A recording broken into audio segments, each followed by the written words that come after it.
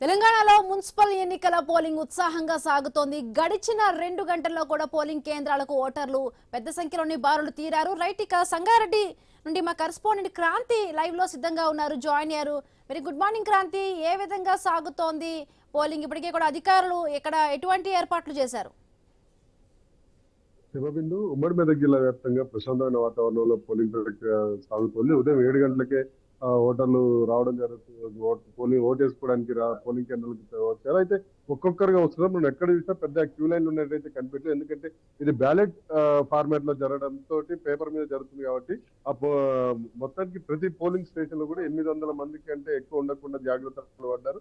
దాదాపు 800 మంది లోపే ఉన్నారు. ఉమ్మడి మెదక్ జిల్లా వ్యాప్తంగా చూసుకున్నట్లయితే మొత్తం 19 పురపాలక సంఘాల్లో ఎన్నికలు జరుగుతున్నాయి. ఈరోజు సంగారెడ్డి జిల్లాలో 11, మెదక్ జిల్లాలో 4, సిద్దిపేట జిల్లాలో 4 పురపాలక సంఘాలు జరుగుతున్నాయి. సంగారెడ్డి జిల్లాలో 256 వార్డులకు ఎన్నికలు జరుగుతుండగా మెదక్ జిల్లాలో 75 వార్డులకి, సిద్దిపేట జిల్లాలో 72 వార్డులకి ఎన్నికలు జరుగుతున్నాయి. ప్రధానంగా మనం చూసుకున్నట్లయితే మొత్తం సంగారెడ్డి జిల్లాలో 3,41,909 మంది ఓటాకు వినియోగించుకున్నారు. మెదక్ జిల్లాలో 1,01,085 మంది ఓటర్లు, సిద్దిపేట జిల్లాకు వచ్చేసరికి 87,615 మంది ఓటాకు వినియోగించుకున్నారు.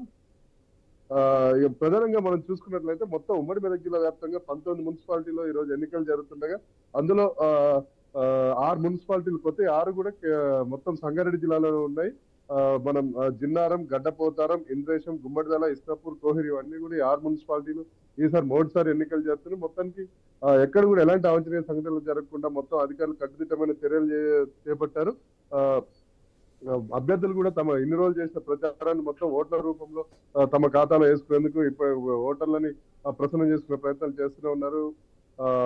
తమకే ఓటేయాలంటూ, తమను గెలిపించాలంటూ, సేవ చేసే అవకాశం కల్పించాలంటూ ఓటర్లను ప్రాధాయపడుతున్నారు. మొత్తానికైతే అన్ని చోట్ల ఎక్కడ కూడా సమస్యాత్మక ప్రాంతాల్లో ప్రత్యేక దృష్టి సారించిన పోలీసులు ఎలాంటి ఇబ్బందులు జరగకుండా కట్టుదిట్టమైన చర్యలు చేపట్టారు. ఇంకొకటి అదనంగా 10% సిబ్బందిని రిజర్వ్ లో పెట్టుకున్నారు. ఎక్కడైనా ఏమైనా అదనపు సిబ్బంది అవసరమైన, ఉన్న సిబ్బంది ఏమైనా అనారోగ్య కారణాలు, ఇతర కారణాల వల్ల ఏమైనా విధులు నిర్వహించలేని పరిస్థితులు ఉంటే అత్యవసరంగా విధుల్లో దింపేందుకు 10% మంది ఉన్నారు. ఇక ప్రధానంగా మనం చూసుకున్నట్లయితే ఆ ఓటర్లు అందరూ కూడా ఒక్కొక్కరుగా తరలి వస్తున్నారు. ప్రస్తుతం మనకి ఇప్పటి వరకు చూసుకున్నట్లయితే ఓవరాల్ గా చూసుకుంటే 10% పోలింగ్, 10 నుంచి 15% పోలింగ్ నమోదైనట్టుంది. ఇంకా అధికారిక సమాచారం అందాల్సి ఉంది.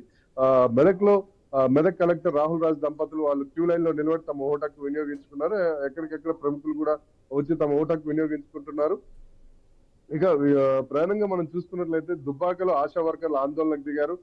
గతంలో తమకి ఆ పోలింగ్ కేంద్రం లోపలనే తమ విధులు కేటాయించేవారని, ఈసారి 100 మీటర్ల అవతల విధులు కేటాయించడంతో వృద్ధుల్ని వీళ్ళందరినీ తీసుకొని రావడానికి, ఆ వీల్ చైర్లు తీసుకొని రావడానికి తమకు ఇబ్బంది అవుతుందని చెప్పి వాళ్ళ ఆందోళన వ్యక్తం చేసి సిద్దిపేట జిల్లా వ్యాప్తంగా ఈ ఆందోళన కొనసాగుతుంది. ఓవరాల్ గా మనం చూసుకున్నట్లయితే ఉమ్మడి మెదక్ జిల్లా వ్యాప్తంగా కూడా ఎక్కడ కూడా ఎలాంటి అవాంఛనీయ సంఘటనలు జరగకుండా ప్రస్తుతానికైతే ప్రశాంత వాతావరణంలో పోలింగ్ ప్రక్రియ సజావుగా సాగుతోంది.